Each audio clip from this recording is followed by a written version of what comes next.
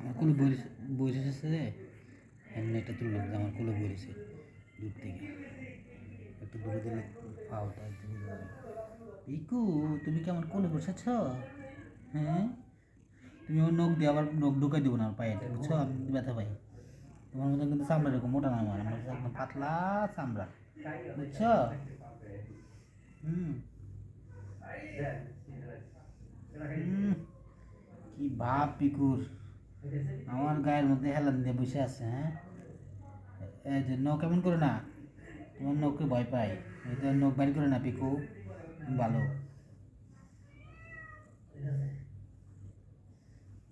এদিক দিয়ে কাজ যায়, দাও ঠিক করে দিই, তুমি কষ্ট করে লাগতো দাও, আমি করে দিই দাও।